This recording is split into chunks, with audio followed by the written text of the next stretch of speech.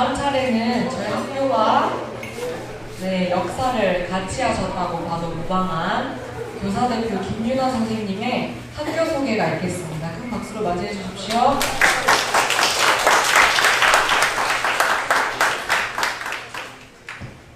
안녕하세요. 교사대표 김윤아입니다. 조금 더 오셔도 될 것 같은데 왜냐면 계속 오고 계시거든요. 뒤를 좀 비워드려야 시작부터 시끄러운 음악 소리 시끄럽다고 하면 안 되죠? 네.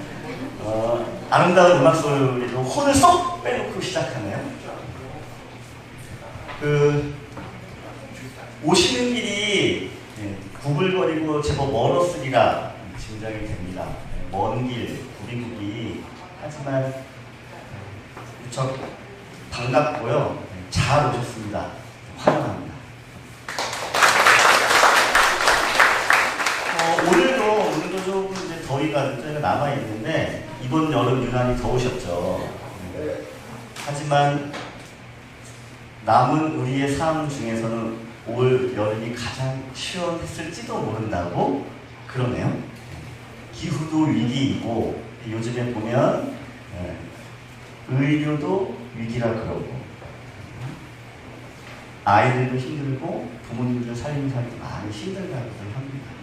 라고 하는데 왜 굳이 구비구비 이렇게 먼 길 산속에 있는 학교에 입학을 위해서 학교 설명회를 들러 올까? 저희는 오늘 그 입학 설명회 학교가 어떤 학교인지 학교 설명을 하겠지만 사실은 삶에 대해서 더 얘기를 해보고 싶어요. 삶에 대해서. 지금 우리가 겪고 있는 이 세상은 혼자의 힘만으로는 무척 헤쳐나가기 힘들 것 같습니다. 그래서 저희는 손잡고 함께 어떻게 하면 행복하게 살아갈 수 있을 것인지에 대한 이야기를 해보려고 합니다. 그런 말이 있어요. 아이만 입학하는 것이 아니고 간대학교에는 부모와 동생과 할아버지 할머니까지 다 온 식구가 입학한다는 말이 있습니다. 그만큼 밀접한 삶의 관계를 맺게 되는 첫 과정에 오신 것을 거듭 환영합니다. 자, 시작을 좀 해볼게요. 저를 이제 역사와 함께 했다고 했는데 저희 학교는 1997년에 산청에서 개교를 했습니다. 그래서 지금 27년이 됐고요.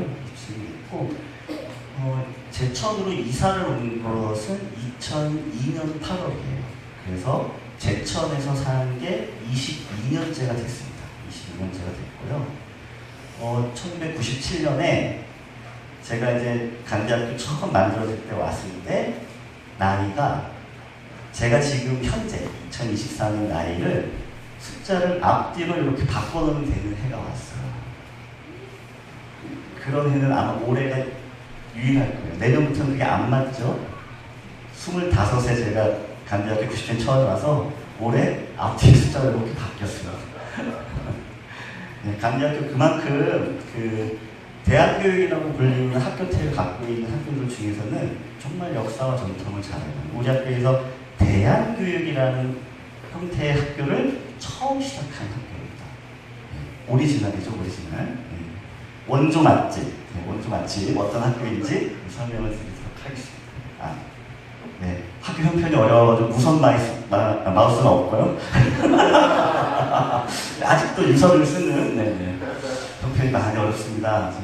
가시다가 혹시 생각이 있으신 분들은 CMS 후원이라는 아주 훌륭한 하지 말아요? 처음부터 이러시면 겁을 먹으신다고 그래서 교무부장 선생님이 하지 말라고. 이런 특징들을 갖고 있습니다. 민주학교이고요. 그리고 아주 중요한 형태적인 특징이 중고 구분을 하지 않아요. 그냥 6년제 통합학교입니다. 실제로 학교에서도 중등 몇 학년, 고등 몇 학년 이렇게 부르지 않습니다. 그냥 1학년, 2학년, 3학년, 4학년, 5학년, 6학년.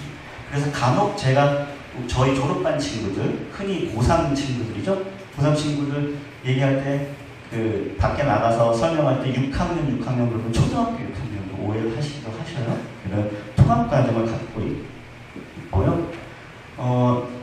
집에서부터 멀리 떨어진 산골에 있기 때문에 함께 생활관에서 사는 시간이 6년 정도 됩니다. 많습니다. 그리고 마을에 들어와서 살고 있기 때문에 마을 학교를 지향하고 있고요. 그 다음에 저희는 이제 개교 때부터 저런 생명, 평화, 환경, 이런 생태에 관련된 생태와 평화에 대해서 굉장히 주목하고 관심 갖고 살고 있었는데 요즘에 와서는 저런 이슈들이 훨씬 두드러지는 것 같아요. 두드러지는 것 같습니다. 뭐 중요한 건 아닙니다만은 계속 제도권 밖에 있다가 작년 6월에 대한교육기관에 대한 법률에 의거해서 충북교육청에 등록된 기관입니다. 네, 이 말씀드린 역사와 전통이 있고요. 교사들도 굉장히 다양한 연차의 교사들이 고루 포진되어 있습니다. 그리고 20년 넘게 교육과정을 운영하다 보니까 크게 몇 번 바뀐 적도 있고 이런 시험, 그다음에 저런 시도 해보았는데 그런 토대에 의해서 제법 탄탄하게 발할 수 있는 교육과정을 운영하고 있습니다. 어느 쪽도 치우치지 않은. 그리고 졸업생들, 그 다음에 함께 처음부터 설립하셨던 분들, 그런 어르신들도 함께 손잡고 같이 살아가고 있는 학교입니다. 그리고 우리 안에 매몰돼서 있지 않고 항상 세상에 어떤 것들이 중요한지, 세상은 어떻게 돌아가고 있는지 관심 갖고 세계를 향해서 눈을 돌리고 있고요. 아이들과 함께 적극적인 사회 속으로의 참여를 강조하고 있는 학교이기도 합니다. 요거는 졸업한 친구가 학교 풍광을 그려준 그림이라서 한번 넣어봤고요. 지금은 저쪽 왼쪽 가운데 있는 공간이 없어졌어요. 이제 생태 화장실. 그러니까 똥을 누고 왕겨랑 톱밥을 뿌려서 발효를 시켜서 그대로 퍼서 밭으로 가서 호박고성이도 넣고 배추에도 뿌리고 하는 거 하다가 몇 년 전에 저 건물 안에 모두를 위한 화장실을 만들면서 저는 너무 노후가 돼서 허물어버렸고 그래서 아쉬워가지고 한 칸짜리 생태 화장실 우리 생활기술 심한 수업 친구들이 다시 만들어놨는데 그런 특징들이 있어서 제가 그림을 꾸준히 보여드려요. 사실 저 순환에 대한 환경 친화적이고 순환에 대한 것들이 저희 관심사였기 때문에 97년 산청에서 개교할 때부터 생태 화장실을 함께 했었거든요. 근데 몇 년 전까지만 해도 그런 거로 건물 안에는 화장실은 생태 화장실밖에 없었어요. 수술식 화장실이 없었습니다. 근데 지금 다행이죠? 다행히 저 모두를 위한 화장실 건물 안에 있고요. 그래도 생태순환적인 삶을 위해서 놓치지 않고 해보려고 다시 한 칸을 지어서 있습니다. 그림을 보니까 아이들이 무척 자유로워 보이죠? 저 건물 뒤에 손잡고 있는 친구들은 연애를 하는 것도 같고요. 그런 것도 자유롭다는 뜻입니다. 학교에 대해서 관심 가지고 들어보신 분들은 학교의 교육 철학과는 아마 가장 먼저 사랑과 자발성 떠올리실 거예요. 사랑과 자발성 떠올리실 건데 사실은 사랑과 자발성은 저희가 어떤 교육 목표에 도달하기 위한 도구적 철학이라고 얘기하고요. 그것 자체가 목적일 수는 없으니까요. 그럼 우리 학교를 졸업하면 어떤 사람이 되기를 바래? 어떤 교육 목표를 갖고 있어? 라고 물어보시면 저희가 추구하는 교육 목표, 이상적인 인간상은 더불어 행복한 사람입니다. 더불어 행복한 사람. 제가 처음에 인사할 때 말씀드렸듯이 손잡고 함께 살아가되 내가 어느 지점에서 행복한지를 깨달아가는 사람입니다. 더불어 행복한 사람, 행복하고 성숙한 시민 교육이 저희 학교의 목표입니다. 모든 학교태를 가진 교육의 궁극적인 목표는 시민 교육이어야 해요.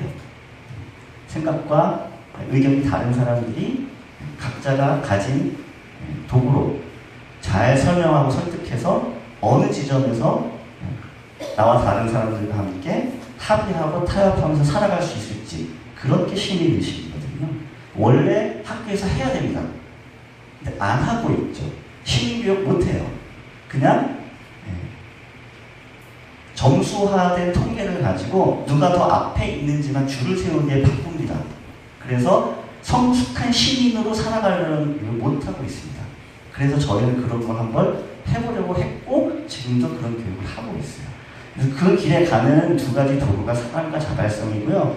그거는 이제 그 공동체 교육, 아까 말씀드린 더불어 함께 살아가는 교육을 밑바탕으로 해서 가능합니다. 근데 저게 처음에는 너무 그 개념이 그 마냥의 실수나 아니면 그 규칙이나 이런 걸 어기는 걸 사람으로 품어 안아주나? 자발성은 자유에 가까운가?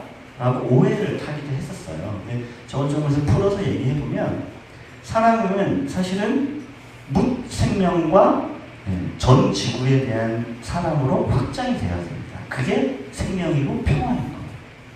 분쟁 지역에 있는 사람들을 애달파해야 되고요. 인간 아닌 동물까지도 생명에 대한 것들이 존중되어야 되는 게 그게 사랑의 개념인 것이죠.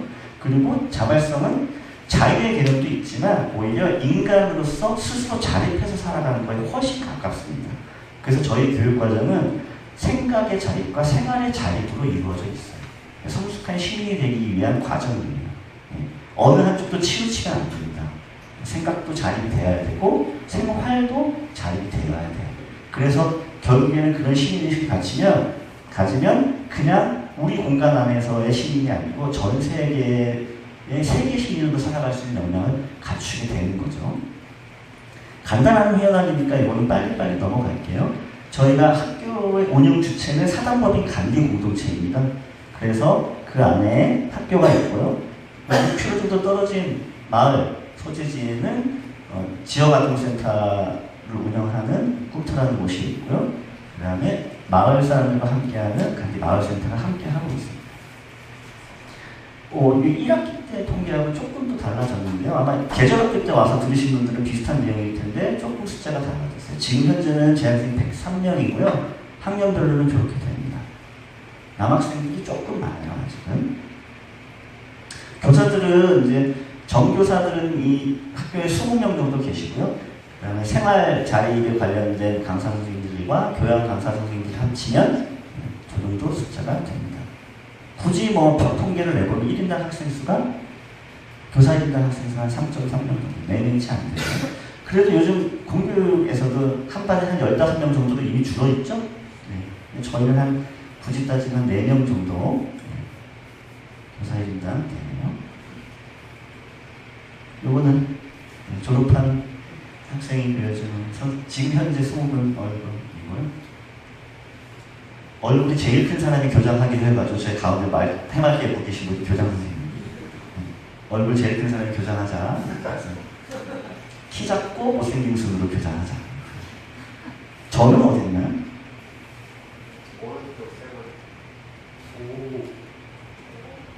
그렇게 빨리 맞추시면 제가 저 그림 별로 마음에 들어하지 않기 때문에. 그리고 97년에 산천에서 개교를 했고요. 2002년에 이사를 왔고 중등만 이사를 왔다가 여기에서 2005년부터 다시 중고 통합과정을 시작을 했습니다. 그리고 2018년부터는 아예 학년을 구분짓지 않는 통합 학년제를 새로운 교육과정을 하고 있어요. 그러니까 1, 2, 3, 4학년이라고 굳이 구분짓지 않고 한 반에 1, 2, 3, 4학년이 모여 있습니다. 그런 걸 2018년에 시작을 했고요. 지금 현재 그 고등과정 합친 중고 통합과정을 졸업한 친구들이 지금 260명 정도 돼요. 네, 이겁니다. 한 학년에 저희가 정원을 20명 정도로 생각하고 있거든요. 그래서 6학년까지 다 있으면 120명이 정원인데 1, 2, 3, 4학년에 20명씩 있으니까 한 반에 남녀 한 명씩 해서 2명씩 배정을 하면 1학년부터 4학년까지 한 10명 정도가 한 클래스에 이르게 돼요. 8반이 있는 겁니다. 8반. 그래서 이렇게 모아놓고 함께 살아가는 더불어 사는 과정으로 운영을 합니다. 먼저 더불어 함께 살아가는 과정을 1학년부터 4학년까지 운영을 하고요. 이때는 모둠이든 학교이든 해서 함께 결정하고 토론하고 활동합니다. 텃밭도 가꾸고요. 소풍도 어디로 갈지 학단위로 하고요. 이런 식으로 함께 모여서 살아가는 과정을 더불어 하는 과정으로 운영을 합니다. 이렇게 오래된, 이건 작년 사진이거든요. 학급이 1학년부터 4학년까지 모여있고요. 이렇게 8개 반이 모여있는 그 단위를 저희가 중등 고딩이 없으니까 뭐라고 부를까요? 들으세요? 어디서 들었어요? 탈도체? 봤어요. 네네네. 네. 반 이름도 아주 그래서 자율적으로 지어요. 주로 다른 선생님들 이름을 따서 짓더라고요. 지금은 아니지만 뭐 예를 들어 이름에 현이 들어간다. 뭐 현야옹이라고 하고 양시성을 가진 선생님은 양떼목장. 그 다음에 이름이 주하에서 그 반 이름은 주상은 전하예요. 그 다음에 정성희 선생님 반 이름은 정성이 가득이었다가 올해는 성이 버섯이었다가 이런 식으로. 그리고 뭐 학년에도 반 이름들이 있는데 아주 건전하게 뭐 피아노 건반 뭐 이렇게 있다가 양념반 후라이드 반도 있고요. 콩자반, 그 다음에 또 양반, 또 뭐 있었지?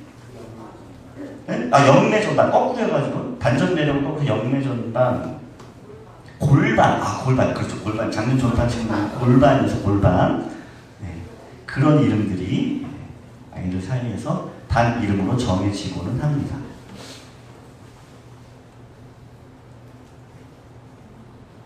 오르크민교육까지 혹시 뒤에 나오나요? 네. 그래서 더불어 함께하는 통합교육 실시하고 있고요. 아까도 말씀드렸듯이 생각과 생활의 자리, 네. 오롯하게 한 사람으로서 성장하는 자립교육 중요시에 생각하고 있고요. 하지만 발달 단계도 고려해서 학년별로 차근차근 배워야 할 것들도 촘촘히 배치해놨습니다. 구지도표로 만들어보면 이렇게 돼요. 1학년부터 4학년까지 더불어 사는 과정인데 1, 2학년들은 기초, 더불어 함께 살아가기 위한 기초를 배우는 과정이고요. 3, 4학년들은 그 더불어 사는 과정을 심화하는 과정입니다. 그래서 1, 2학년 때는 농사도 한번 기초로 지어보고 그 다음에 읽고 쓰고 말하기도 기초로 배워보고 3, 4학년이 되면 3학년 때는 좀 심화해서 논문도 쓰고 4학년들은 주로 함께 살아가는 학생의 조직을 운영하는 학년이 4학년들입니다. 5학년이 되면 개별화 교육 과정으로 가요. 스스로 서는 과정으로 가서 5학년부터는 학급을 나누지 않습니다. 20명 그 학년이 한 반이에요. 그냥. 근데 시간표가 정해져 있지 않아요. 스스로 자기 시간표를 만들고 자기 공부를 결정하게 됩니다. 스스로 자기의 배움과 삶을 기획하고 조직하는 과정이라고 해요. 1학년부터 4학년까지 더불어 사는 과정을 열심히 연습하다 보면 5학년 때 스스로 자기 시간을 관리할 수 있는 과정이 도달하게 됩니다. 6학년 때는 1학기 때 사회 안에서 흔히 얘기하는 인턴십, 사회체험학습을 한 학기 동안 하게 되고요. 2학기 때는 돌아와서 인문학 공부를 하고 인문학 캠프를 스스로 꾸려보고 6년 동안의 자기 작품을 만들어 놓고 가는 포트폴리오 작품을 만들어 놓으면 비로소 졸업을 하게 되는 과정입니다. 네, 생활의 자립, 자립교육 중에 두 축인 생활과 생각입니다. 이렇게 입고, 먹고, 잠자고 하는 식의주 과정. 그래서 목공도 있고요. 음식 만들기, 도예, 제빵, 생활기술, 농사 이런 활동들, 재봉, 바늘재기 하고 있고요. 그 다음에 하다못해 걸레당번 같은 생활 속 역할도 꾸준히 수행을 하고 있습니다. 생각의 자립은 읽고 쓰고 말하기를 1, 2학년 때는 기초, 3, 4학년 때는 심화해서 아까 말씀드린 시인이 되려면 자기의 생각을 자기가 주인이 돼서 남들에게 설득 가능한 언어로 말할 수 있어야 돼요. 그리고 또 하나 더 중요한 거는 남이 당최 무슨 얘기를 하는지 잘 들을 수 있어야 됩니다. 그래서 남의 얘기를 잘 듣고 내 얘기를 하고 해서 사람들끼리 합의하고 타협하는 거예요. 그래서 읽고 쓰고 말하기가 중요하거든요. 누군가 제시해놓은 답을 찾는 게 아니고 내 생각의 주인이 내가 돼서 나는 이렇다라고 얘기하는 과정인 거예요. 그리고 논문도 쓰고 강의철학도 배우고 6학년 때는 인문학 캠프를 하게 됩니다. 양쪽에 밸런스가 있죠? 생활의 자립과 생각의 자립. 그리고 이렇게 자기들끼리 꾸려가는 학교 밖 배움 활동들도 있고요. 이렇게 구성이 되어져 있습니다. 이게 무슨 말이냐면 5학년 때 자기의 삶과 배움을 스스로 기획하고 조직하려면 자꾸 연습해야 돼요. 그냥 아무것도 없는 상태에서 백지를 주면서 지금부터 너는 자유야. 아무거나 그려도 되니까 마음껏 그려봐. 하면 안 됩니다. 그 무책임한 거예요. 대생을 꾸준히 알려줘야 그림을 그릴 수가 있죠. 그래서 그런 거 합니다. 몇 번? 4학년까지니까 한 학기에 한 번씩이니까 8번.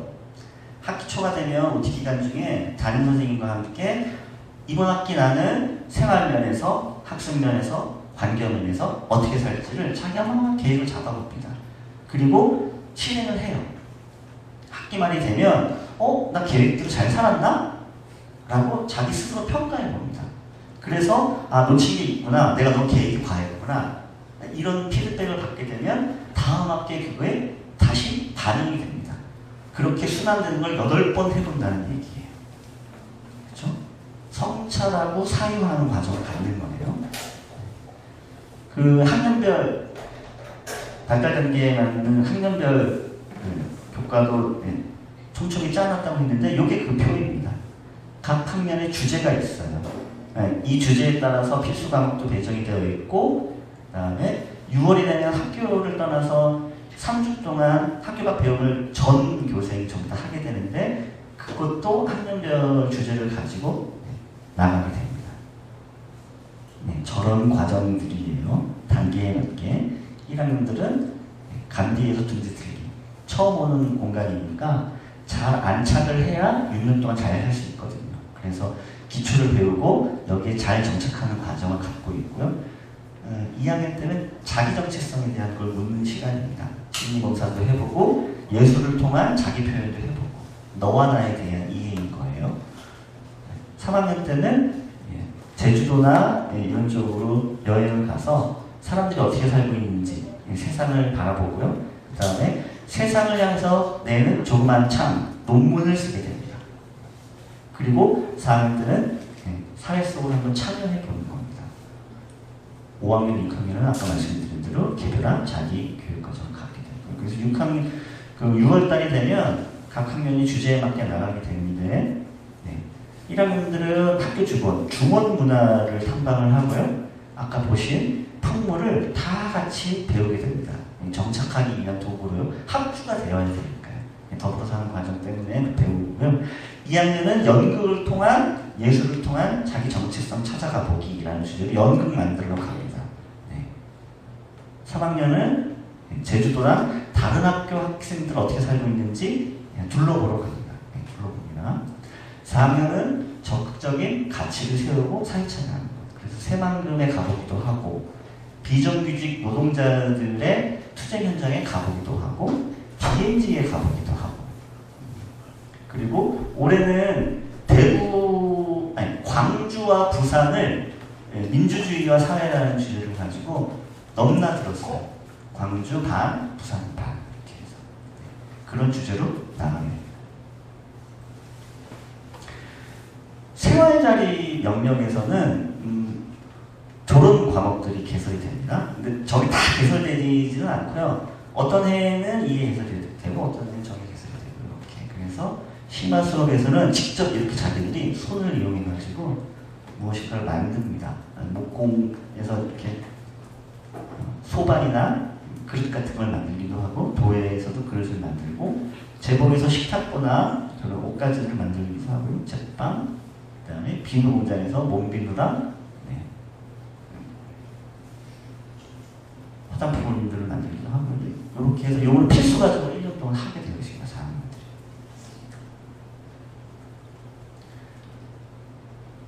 생각자립은 1학년 때부터 읽고 쓰고 말하기를 꾸준히 하게 되는데, 대표적으로 꼭 해야만 되는 과정이 두 가지예요. 3학년이 되면 3학년 논문 쓰는 것 때문에 학교를 나가야 되는 진작에 오는 친구들이 많은데, 실제로 그때 나간 친구들은 없어요. 근데 이제 정말 고민을 많이 하죠. 지금도 3학년들 보면 논문 때문에 끙끙끙 대고 있는데, 저런 과정을 한번 거치고 나면 생각이 많이 성숙되더라고요. 아이들은 지겹다고 논문 이제 그만하자고 그러면서 거꾸로 읽으면 고민국이 되거든요. 그만 얻어먹으라고. 그만 얻어먹으라고. 논문 폐지! 막 이렇게 얘기들도 하는데, 4학년이 되면 간디 철학 공부하게 됩니다. 이제 10월달이 되면 논문 발표를 이렇게 부모님들도 다 오시고 교교생들이 모여가지고 1년 동안 나의 논문 발표를 하는데 얼마나 떨리겠어요, 그죠? 이렇게 논문 발표를 하게 돼요. 5학년, 6학년에서는 이제 직접 세상으로 들어가는 진로 교육과 더불어 생각의 바탕이 되는 철학 인문학 공부를 조금 더 집중적으로 하게 됩니다. 책을 읽는 분량도 많아지고요. 그래서 5학년 때는 한 3주 정도 각 사회 현장으로 나가보는 짧은 사회체험학습을 3주 동안 하게 되고요. 6학년이 되면 14주 정도 되는 인턴십을 하고 오게 됩니다. 사회체험학습이요. 그리고 2학기가 되면 5학년들은 작은 인문학, 주제 이런 식으로 인문학 준비를 시작하게 되고요. 6학년이 되면 집중적으로 한 학기 동안 인문학을 공부하게 됩니다.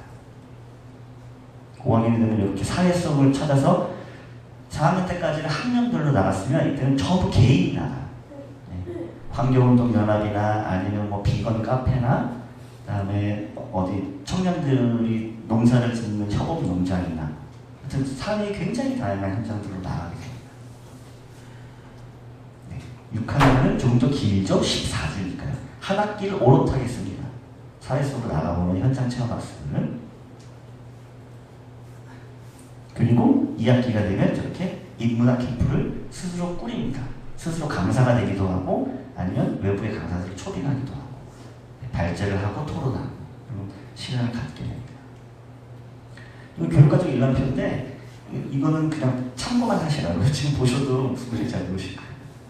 이게 표준 시간표입니다. 월요일은 그래서 생활자립, 손으로 뭔가 하는, 몸으로 뭔가 하는 생활자립 시간이라고 보시면 되고요. 목요일, 금요일 오전 시간이 요 두 개가 생각의 자립, 죄송해요. 뒤로 어떻게 가죠? 네, 자립 시간이라고 보시면 되고, 뒤로 어떻게 보면 되고, 목요일날 오후에는 그냥 일반 교양 수업들이에요. 그리고 화요일도 저렇게 강사 수업, 교양 수업들이 있고요. 수요일은 좀 비워놨습니다. 열린 수요일이라고. 비어 있어야 뭔가 꿍꿍이가 되더라고요. 꽉 차 있으면 새로운 걸 뭔가 꿍꿍이가 여력이 안 생기는 것 같아서 수요일은 그저 좀 비워뒀습니다. 학생들의 하루 일과인데 이거는 아마 학생회장님이 하루 일과를 좀 더 자세하게 설명해 주실 거예요. 이런 학생 자치에 대한 내용들이 있다는 거 하고요. 학교에 제법 행사들이 많습니다. 한 학기에 최소 2번, 많게는 한 달에 한 번 정도 학교에 오시게 될 거고요. 입학식, 교육생식 이런 식으로 저희가 진행이 됩니다. 1년에 이런 행사들이 있어요. 네, 중요한 저녁 일정 말씀드리겠습니다. 오늘 하고 있죠? 9월 7일 학교 방문의 날 하고 있고요. 10월 5일에는 저희가 가을 축제 하는데 이것도 학생들이 기획해서 하거든요. 이때는 학교 설명을 따로 드리지는 않지만 어떻게 평소에 지내는지, 어떻게 축제하면서 노는지 오셔서 체험하실 수 있는 체험의 날이에요. 그냥 오셔서 슥 구경하시고 체험 부스에 뭐 먹거리도 있고 있을 테니까 해보시고 가시면 됩니다. 오늘 그 원서는 이미 학교 홈페이지에 게시가 되어 있을 거고요. 홈페이지에 올라와 있는 원서를 다운 받으셔서 제법 양이 많아요. 학생도 써야 되고 학생은 반드시 자기가 손으로 글씨를 써야 됩니다. 타이핑이 안 돼요. 부모님은 타이핑 가능하셔요. 부모님이 양육하유 계신 두 분이 다 쓰셔야 되고요. 부모님께도 제법 뭐 귀찮게 뭔가 많이 물어요. 분량이 제법 많습니다. 한번 쓰시면서 내가 그동안 어떻게 살았나 한번 반추도 한번 해보시고 그래서 원서를 작성해 주시면 저희가 이메일이나 이런 쪽으로 접수를 하지 않고요. 프린트된 거를 우편이나 직접 방문 접수만 가능합니다. 그게 23일부터 10월 8일까지 원서 접수를 하게 되고요. 1차는 서류 전형입니다. 서류 전형 하게 되면 저희가 1차 전형 합격자를 발표를 해요. 그러면 1차 전형에서 합격하신 가정은 학생들은 금, 토, 일, 2박 3일 동안 함께 저희랑 지내봐야 됩니다. 그게 전형이에요. 2박 3일 동안 살아볼 거예요. 부모님들은 그 기간 중에 오셔서 면접위원들이랑 한 30분 정도 간담회 하시게 돼요. 그게 면접 전형입니다. 부모님들은.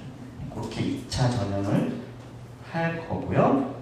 그다음에 최종적으로는 2차 전형 발표를 하게 되는데 혹시나 저희 점원이 20명이라고 말씀드렸잖아요. 혹시나 2차 전형에서도 20명 정도가 가려지지 않으면 되게 안타깝긴 하지만 탁구공 뽑을 겁니다.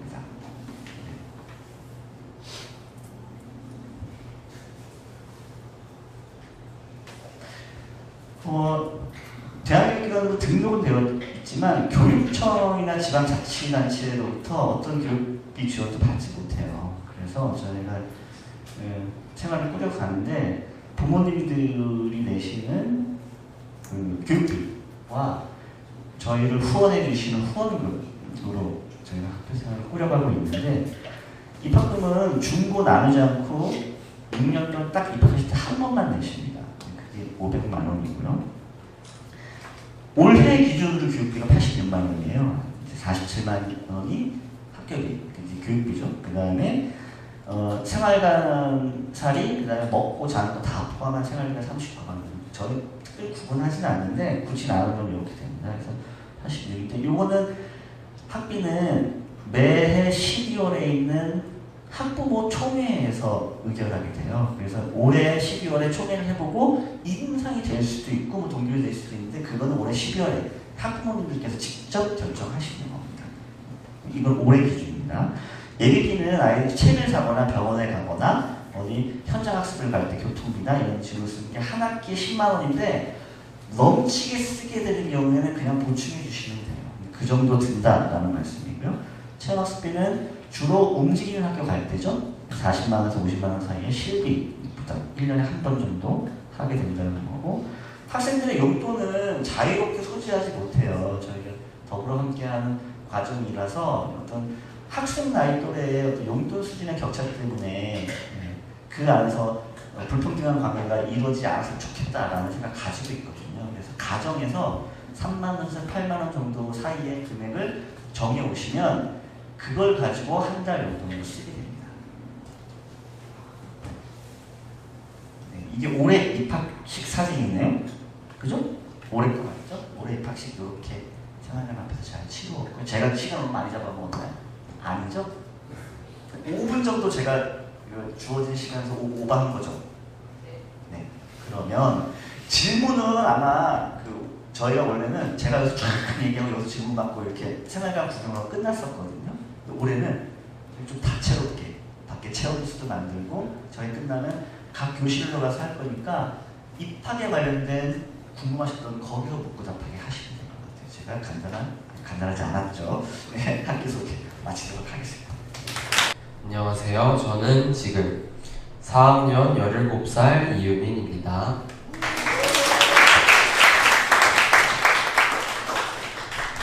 네.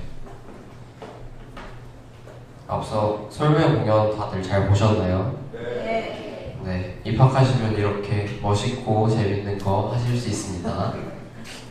네. 저는 전반적인 학생들의 생활에 대해서 소개를 해드릴 거고요. 네, 소개해드리도록 하겠습니다. 네, 우선 목차는 학생들의 일과 학생 자치, 규칙하고 학칙으로 나눠져 있고요. 우선 학생들의 일과를 먼저 보겠습니다. 네, 우선 첫 번째 일과로는 기숙사 일과부터 먼저 소개해드릴 건데요. 저희는 기상시간이 6시 30분부터 7시 30분까지 사이고요. 기상은 자유롭게 하되 7시 50분에 기숙사 아침 청소를 하고 8시 15분에 기숙사에서 퇴소하게 되어 있습니다. 그리고 아침 식사는 학교에 내려와서 8시 10분에서 9시 사이에 자유롭게 먹을 수 있고요. 그 이후에 9시부터 5시 45분까지 학교 일과 시간을 지내게 됩니다. 네, 그리고 5시 45분 저녁을 먹고 7시부터 9시 사이에 기숙사에 자유롭게 올라갈 수 있어요. 그때는 뭐 학교에 남아서 동아리 활동을 한다든지 뭐 축제 준비를 한다든지 아니면 학교에 나와서 놀다든지 기숙사에 일찍 올라가서 뭐 잠을 잔다든지 등으로 활용되는 묵학 시간이 있습니다. 그리고 기숙사에서도 7시에 간식 배식을 해서 학교에서 나눠준 간식을 먹고요. 그리고 9시까지에는 기숙사에 모두 입소할 수 있도록 9시에는 학교에 있는 학생들 모두 기숙사에 올라갈 수 있도록 합니다. 그리고 소등을 10시에 하고 취침은 11시라고 정해져는 있지만 11시에 자는 학생들은 거의 없고요. 네, 12시에는 진짜 이제 밖에 들어왔던 학생들, 뭐 연애를 하는 학생들도 다 들어와서 방에 들어오게 됩니다. 네, 다음은 학교에서 지내는 고정 일과고요. 네, 아침을 먹고 나서 9시에는 학교 아침 청소를 하게 됩니다. 그리고 9시 15분에 각 반에 모여서 아침 열기를 하게 되는데요. 네, 아침 열기는 아침에 반 사람들끼리 모여서 뭐 하루 일정이 어떻게 되는지도 나누고 그냥 서로 대화를 좀 하는 시간입니다. 네, 그리고 오전 시간을 보낸 뒤 12시 45분에 점심 식사를 하고 또 오후 일정을 보낸 뒤 5시 45분에 저녁 식사를 하고 학교 고정 일과는 마무리되도록 합니다. 네, 이게 이번 24년도 2학기 시간표인데요. 이렇게 다양한 수업들이 있는데 학생들이 학기 초에 들어와서 수업들을 자유롭게 신청한 다음에 스스로 시간표를 짜게 됩니다. 네, 정말 뭐 수업을 많이 듣고 싶지 않은 친구들은 뭐 필수 수업을 제외하고는 하나도 듣지 않고 논다든지 하는 친구들도 있고요.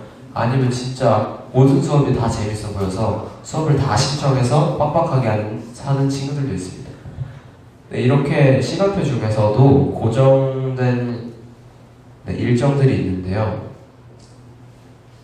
네, 우선 월을 시작할 때 줄을 여는 시간이라고 모두 이 강당에 모여서 네, 선생님께서 진행하시는 뭐 이번 주에 일정은 뭐가 있는지, 이번 주에 날씨는 어떤지 등등 이런 알림을 하는 시간을 가집니다.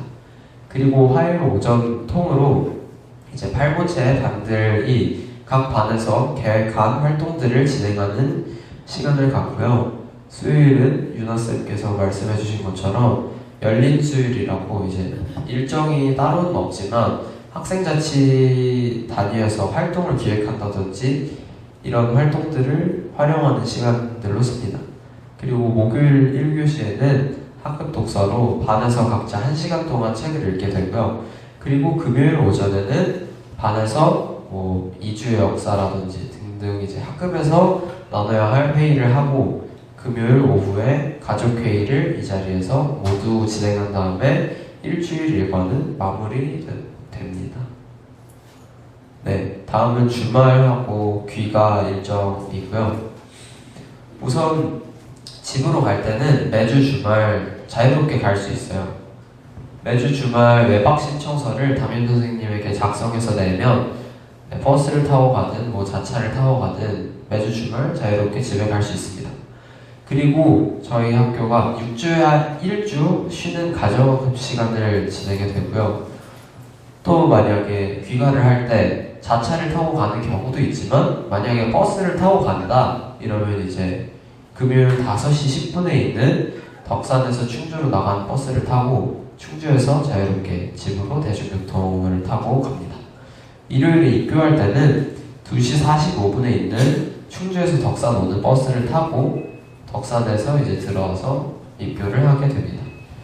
그리고 주말 일정은 아점 11시, 저녁 5시 30분만 정해져 있고 나머지는 정해진 일정이 없어서 학생들이 자유롭게 기숙사를 오르내리며 뭐 자기도 하고 쉬기도 하고 할 일도 하는 자유시간으로 사용하게 됩니다. 대부분의 학생들은 충주나 제천 시내에 나가서 놀거나 아니면 이 마을 읍내 덕산에 나가서 뭐 맛있는 밥을 사 먹는다든지 하는 식으로 주말 일정을 보내게 됩니다. 네, 다음은 학생자치에 대한 소개고요. 우선 학생자치는 여러 가지 활동들이 있는데 우선 학생회 소속 학생자치가 있어요. 학생회 소속은 네, 집행부로 해서 여러 가지 부서들이 있고요. 또 동아리 연합회로 해서 여러 동아리들이 이렇게 구성되어 있습니다. 그럼 하나씩 설명을 드리도록 할게요. 네, 우선은 학생회 장이죠. 네, 학생회장을 매년 말에 선거를 통해서 뽑게 되고요. 학생회장은 집행부 장관들을 구성할 수 있는 권한을 갖게 됩니다. 네, 그리고 학생 대표로서 여러 활동에 참여하게 되고요. 네, 법무부라는 부서가 있는데요. 네, 법무부는 저희 학교의 학생들이 만든 규칙을 관리하거나 이제 규칙을 어겼을 때 벌은 아니고 그 학생들이 다시 규칙을 지킬 수 있도록 다시 잡아주는 책임 수행을 진행하게 됩니다. 네, 도난부라는 부서가 있는데요. 도난부는 저희 학교 도난 사건들을 예방하고 도난 사건이 일어났을 때 해결하고 진행하는 그런 역할들을 합니다. 네, 또 네, 부서 이름이 오지랖인데요. 오지랖은 학생 관계 개선을 위한 활동들을 진행하는 부서입니다. 네, 뭐 마니또, 밥조 등 여러 가지 기획 활동들을 진행하고요. 네, 또 잘살아보세라는 부서가 있는데요. 부서 이름들이 다 조금 특이하죠. 네, 잘살아보세는 저희 학교 청소 식사당번을 모두 학생들이 직접 진행하기 때문에 그 표를 짜고 청소 검사나 청소도 관리하는 역할들을 합니다. 네, 또 환경부는 친환경 캠페인을 진행하고 저희 친환경이 잘 진행될 수 있도록 도와주는 역할을 하고요. 기후정행 참여를 맡아서 한다거나 다양한 친환경 기획 활동을 진행하게 됩니다. 네, 또 행사부는 저희 학교 공식 행사들을 진행하고 음향 조명 장비 관리를 하는 게 있고요. 네, 평의회라는 부서가 있는데요. 평의회는 저희 8보체 5, 6도 반장들을 모아서 학급별 소통을 하는 역할을 하고요. 반 단위 활동 진행을 하고 학급의 반장 모임이라고 생각해 주시면 좋을 것 같습니다. 네, 또 집행부에 서기라는 역할이 있는데 서기는 집행부 회의를 서기하고 가족회의를 서기하고 집행부원으로서 일을 참여하는 게 있고요. 네, 또 회계라는 역할은 학생회비를 관리하고 집행부원으로서 참여하는 역할이 있습니다. 네, 여기까지가 이제 집행부의 역할들이었고요. 다음은 동아리연합회라는 학생자치도 있어요. 동아리연합회는 여러 가지 동아리들의 회장의 모임이고요. 이 동아리연합회, 동아리 회장들이 모인 사람들 중에서 또 동아리연합회장을 뽑아서 수요일마다 회의를 진행하고 동아리 지원금 사용을 관리하고 동아리 한마당이라는 행사를 진행하게 됩니다. 대표적인 동아리로는 방금 풍물을 했던 솔매도 있고요. 밴드 동아리, 댄스 동아리, 몸짓 동아리, 우예 동아리 등등이 있습니다. 다음은 위원회라는 학생자치고요. 위원회는 저희 학교 학칙으로 설정되어 있는 그런 규칙들을 진행해오는 단위입니다. 흡연 사건을 담당하는 건강위원회도 있고요. 음주 사건을 담당하는 마시지 마술학교도 있고요. 폭력 사건을 담당하는 평화정책위원회, 성 사건을 관련하는 성평등위원회 등등이 있습니다. 그리고 저희 학교에 또 장학생이라는 제도가 있어요. 굉장히 학생자치가 많죠. 저도 준비하면서 저희 학교 학생자치가 이렇게 많은지 새삼 다시 느꼈습니다. 저희 학교에 야무실과 전산실, 미술실 등 학생들이 다 같이 써야 하는 공간이 있는데요.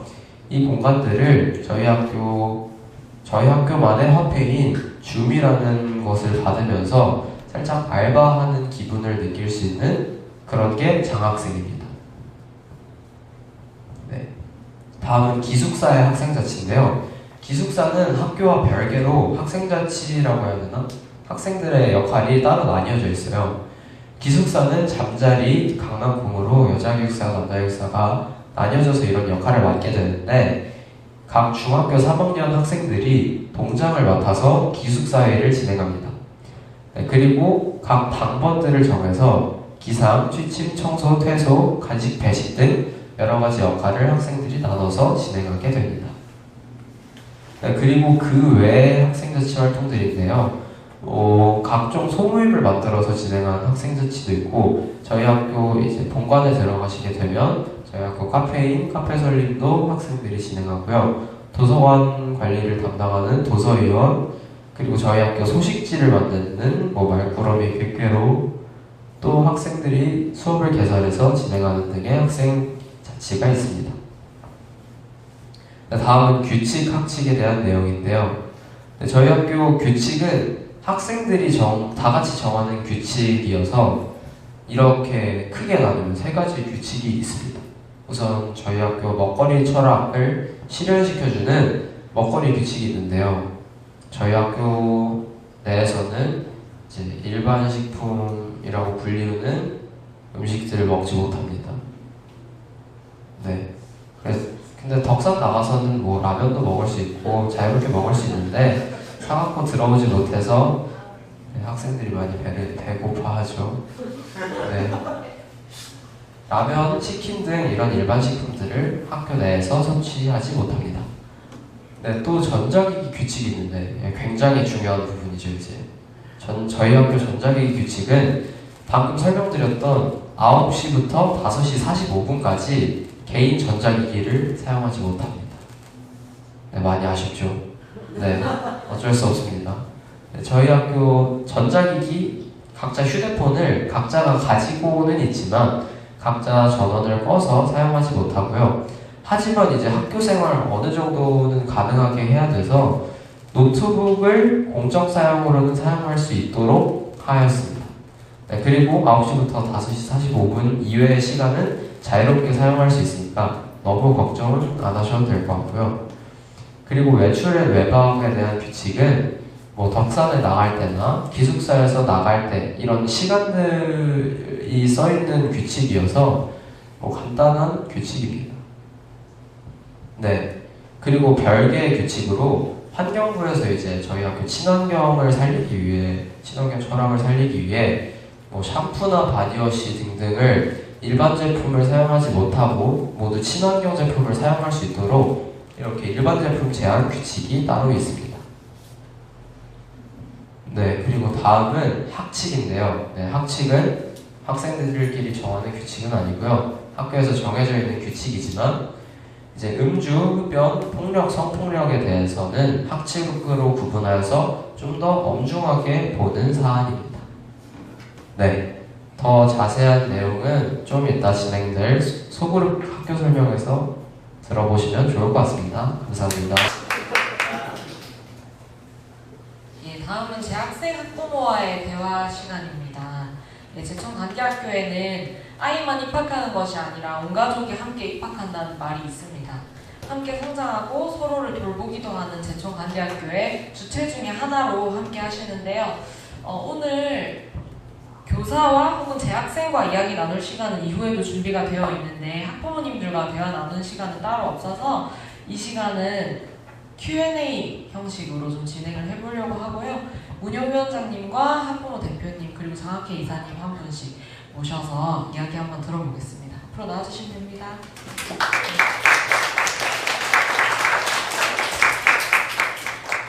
네, 여기 가운데 세 분이 앉아주시고요.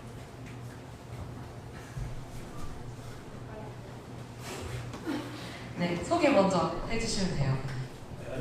네, 안녕하세요. 2, 3학번 이름 나중에 하신 혜슬이 아빠 최영덕이라고 합니다. 반갑습니다.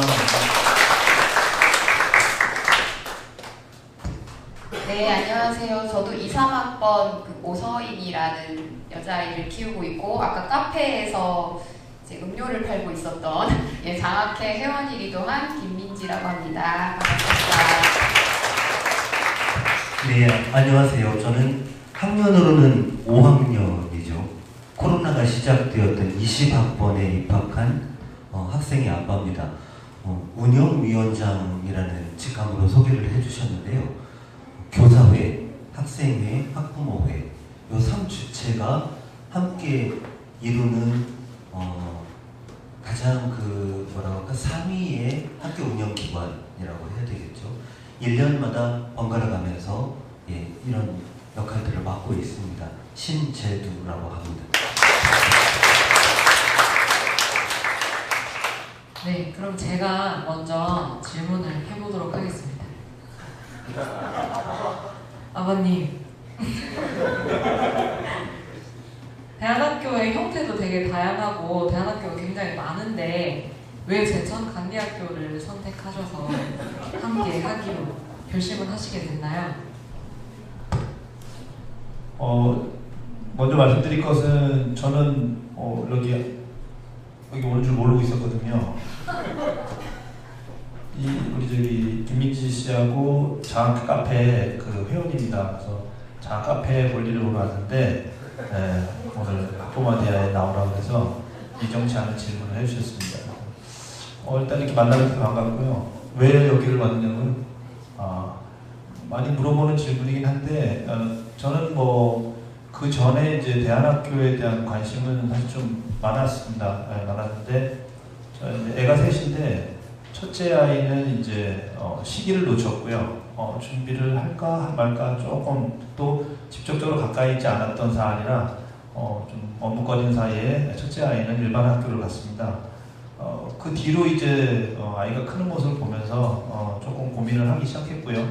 둘째 아이가 이제 중학교 들어갈 즈음에 우연히 알고 있었던 이제 제천 쪽에 일을 하러 왔다가 여기 간디학교가 있다는 것을 원래는 알았습니다만은 바로 덕산에서 그거를 이렇게 편말을 보는 순간 한번 가봐야 되겠다 해서 이제 저기 엄마하고 같이 여기를 들르게 됐습니다.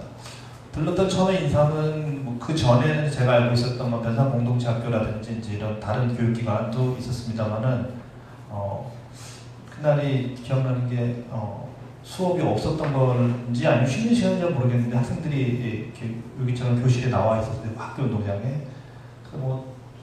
제가 이렇게 뒤에 들러보니까 관심을 갖겠습니까? 안 갖겠습니까? 전혀 관심을 안 갖죠. 그냥 왔으니까. 그래서 이제 좀 뻘쭘하게 이렇게 둘러보고 있는데 겉으로 보는 학교는 그냥 평범해 보였습니다. 그런데 저 지금 주차하셨던 저쪽 옆에 그 컨테이너 박스에 지금 음악을 이렇게 연주하는 공간 같은데 거기서 학생이 아주 자유롭게 신나게 기타를 치는 모습을 봤습니다. 그래서 시간상으로는 수업을 보통 해야 될 시간인데 오후가 3시인데 그 아이는 아랑곳하지 않고 기타를 계속 치더라고요. 그 음악소리 누군지는 모르겠습니다. 음악소리 들려서 그냥 단적으로 그때 분위기가 간디학교를 어떻게 느꼈냐 측면에서 저한테 좀 와닿았습니다. 자기가 원하는 것을 할 수 있겠구나 하는 거죠. 공교육에서는 상상을 못하는 부분들이죠. 그래서 그런 느낌을 갖고서 구체적으로 준비를 해야 되겠다 해서 그 전에 알고 있었던 우리 간디학교의 그 명문성을 선택을 하게 됐고요. 이거 짜고 하는 얘기가 아니라 진짜로 그래서 22년도에 그날 방문을 이후로 이제 엄마와 같이 애기 엄마와 같이 구체적으로 준비를 하자 해서 원서를 쓰고 이렇게 이론이 됐습니다. 제가 이제 농담만 진담을 말씀드린 얘기 중에 저는 제가 죄송합니다. 장학 카페를 수익적인 부분을 운영하다 보니까 항상 그 영업 마인드가 있어가지고 오늘 매출이 별로 안 올랐거든요. 사장님한테 혼납니다. 이렇게 좀 가시는 길에 저쪽 우측에 들르셔서 좀 사주셔야 됩니다. 지금 오늘 굉장히 빈약합니다. 매출이. 그래서 사장님한테 혼납니다.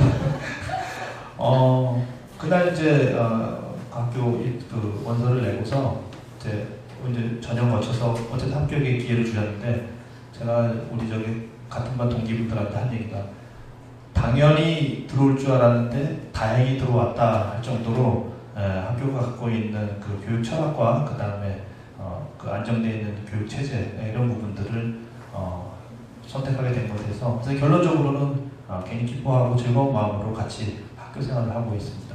그렇게 된 것 같습니다. 네, 고맙습니다. 다음 질문은 5학년에 딸을 두고 계신 운영위원장님께 드리고 싶은데요. 제가 먼저 질문 드려도 저에게요? 네. 준비하신 교무 선생님께 저희가 짜고 치지 않는다는 걸 제가 증명했거든요. 작년까지만 해도 제가 여기 앉아서 중간 학번 아빠로 학부모회와 운영위원회를 소개하시는 걸 작년에 들었었거든요. 올해 저희들이 해야 되니까. 그런데 그런 포맷이 흩어지고 일단 앉으세요라고 해서 여기 앉아 있습니다. 따로 그런 설명은 필요치 않고 이따가 따로 말씀을 드리면 되는 거고. 네, 맞습니다. 네, 감사합니다. 그런 이제 조직도에 대한 설명보다는 부모님들이 어떻게 생활하시는지 함께 그런 이야기를 나누는 게 조금 더 좋을 것 같아서 이번에 약간 바꿨습니다. 네, 잘 알겠습니다. 그래서 아버님께 드리고 싶은 질문은 학벌주의라고 하죠. 그런 이제 학벌주의가 팽배한 세상인데 자녀를 이제 비인가형 대안학교에 보낸 것에 대해서 불안한 마음이 들진 않으신가요? 네, 5학년이라고 이제 좀 복잡한 용어들이 들어가는 것 같습니다. 네, 잠깐 당황했지만 5년 전으로 빨리 돌아가고 있습니다. 좀 불안했습니다. 5년 전 버전입니다. 나름 계절학교 4, 5, 6학년을 여름, 겨울까지 6번을 꼬박 다녔고요. 저희 아이가 학교 올 준비를 하는 동안에 저희는 태워오고 가고 그렇게 해서 간대하고 인연을 맺고 어쩌면 부모가 아이에게 이 간대학교를 소개하는 포지션에 있었죠. 그런데 저희 아이가 그 6번의 계절학교를 하고도 결정을 못하는 거예요. 그런데 어떻게 할 건지 아이가 정하는 것이 중요하기 때문에 물어봤죠. 가장 크게 걸리는 것은 그 초등학교 6학년까지 왔었던 그 친구들과의 관계. 친구들은 일반 중학교를 가. 그런데 거기에서 떨어지면 어떻게 하나의 불안. 6학년 때도 그런 불안감들을 스스로 다 느끼고 이야기하더라고요. 그 얘기를 들으면서 순간 불안했습니다. 결정적으로는 10월 5일 날로 예정되어 있는 저희 가을 축제가 있습니다. 버라이어티 합니다. 그리고 보기 드문 감동으로 학생들이 스스로 준비한 모든 그 예능 활동이 펼쳐지는 축제인데요. 그때 저희 아이가 한 번 더 데리고 와서 체험을 해보고 이제 그 자리에서 결정을 지었습니다. 나는 120% 여기를 갈 거야. 그렇게 답을 듣고 5년 동안을 지켜보면 그 모든 불안에 대해서 본인 스스로가 눈 녹듯이 별반 걱정하지 않는, 중간중간 도시에 사니까 옆에 있는 옆집 친구, 그 부모님들이 만났을 때마다 하는 이야기들을 통해서 아이 스스로도 훨씬 더 강하게 자기 프라이드를 가져가는구나 하고 확인할 수 있었죠. 우리 애도 거기 보냈어야 되는데 라고 그런 이야기를 많이 들었습니다. 논문 발표 때 저희 아이는 작곡을 했습니다. 여기 3년 동안 공부한 걸로 작곡을 해서 프로듀싱까지를 해서 발표를 합니다. 서면 논문을 발표하는 훌륭한 사유를 가진 학생들도 나오고요. 모두 그렇게 성장합니다. 지금은 불안이 전혀 없습니다. 감사합니다. 네, 저희가 준비한 마지막 질문인데요. 이번에 어머니께 한번 드려볼게요. 네.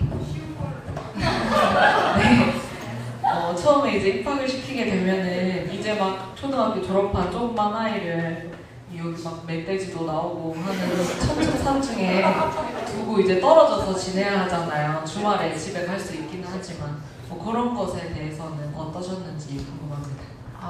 일단 저희 딸은 저의 걱정과 상관없이 가장 1순위로 꼽은 게 기숙사에서 생활할 수 있다가 1순위로 꼽아서 부모님을 떠나서 친구들과 재미있게 보낼 수 있다. 이걸 1순위로 해서 사실 그거에 대한 걱정은 크게 없었던 것 같아요. 그래서 근데 또 보내고 나니까 마음이 부모 마음은 또 아이가 나 괜찮아 하고 갔는데도 걱정이 되잖아요. 그래서 일주일 뒤에 얼굴을 볼 수 있겠지 라고 생각했는데 주변에 부모님들께서 다 당연히 4주 있다가 오는 거 아니야? 그때 아이를 볼 수 있을 거야 뭐 이렇게 얘기를 하시길래 딸한테 물어봤더니 안 오겠대요 집에. 그래서 그러고 나서 저는 크게 걱정 안 했고 아이도 잘 지낸다고 생각을 하고 전화도 별로 안 하더라고요. 그러고 나서 그게 저희가 4주 후에 만나는 거였나요? 그때 딱 만났는데 데리러 왔는데 저를 딱 봤는데 제가 그 아이를 봤는데 너무 갑자기 또 말라있는 거예요. 애가 엄청 잘 지내고 있는데 막 새까맣고 막 얼굴 말라있는 거예요. 그래서 까매지고 말라있고 그런데 이제 표정은 밝았죠. 그래가지고 진짜 잘 지내고 있는 거 맞나? 라고 생각은 했지만 적응하느라 지 나름대로 되게 애쓰고 밭에서 농사도 짓고 하느라고 그렇게 애쓴 느낌이 들었지만 그 마르고 까만 모습을 보니까 처음엔 좀 마음이 안쓰러워서 안아줬는데 또 한켠에서 또 뿌듯하기도 하더라고요. 그래서 사실 저는 그렇게 크게 걱정하고 온 편은 아니었어요. 아이가 1순위로 기숙사를 꼽았기 때문에 그러하였습니다. 네, 감사합니다. 그러면 이제 이런 자유로 질문을 자유롭게 해주시면 됩니다. 네, 아닙니다. 이제 자유 질문을 좀 받으려고 합니다. 반갑습니다. 제 별명은 러블리 곰블리인데요. 혹자는 제가 지었다는 말도 있지만 절대 그렇지 않습니다. 아까 여기 근데 방금 말씀해주신 부모님들이 저보다 더 말씀을 잘하시는 것 같아요. 우리 학교는요, 한마디로 얘기하면 교육이 사막화되어 있는 우리 대한민국에서 좀 행복하게 숨을 쉴 수 있게 만든 작은 허팝과리 같은 존재입니다. 이 허팝과리는 교사들만이 만든 것은 아니고요. 이 공간을 지키기 위해서 지난 26년간 함께 모든 이들이 관여된 모든 간디인들이 정말 혼신과 열정을 다 바쳐서 지켜낸 공간입니다. 그래서 앞으로 어떤 결정을 하시게 될지 모르겠지만 저희 간디 공동체는 선택적 비주류를 정말 소신 있게 선택해서 들어오시는 분을 열렬히 환영하고요. 또 조금 더 허팝과리가 커졌으면 좋겠어요. 그래야 교육을 통해서 고통을 받는 가족이 아니라 교육을 통해서 함께 꽉 채워나가는, 또 성장하고 만족하고 행복한, 그럼으로써 자녀들의 장래가 정말 내적으로 튼실하고 또 인성적으로도 바람직하며 배움을 두려워하지 않는 그런 미래 시대의 희망으로 자라날 수 있도록 힘을 합칠 수 있는 공동체이거든요. 그리고 아이들만 학교로 보낸 게 아니라 여러 부모님들이 함께 커뮤니티를 이루면서 남은 여생을 행복하게 살아갈 진정한 동지를 만나는 곳이라고 저는 진심으로 믿습니다. 네. 네, 오늘 반갑고요. 늦어서 죄송합니다. 남은 시간 두루두루 학교 다녀보시고 또 우리 재학생들 있을 테니까 여러 가지 궁금한 점들 질문해 주시고 많은 것 얻어가시길 바랍니다. 다음 자리에서 또 반갑게 맞이하길 바랄게요. 감사합니다.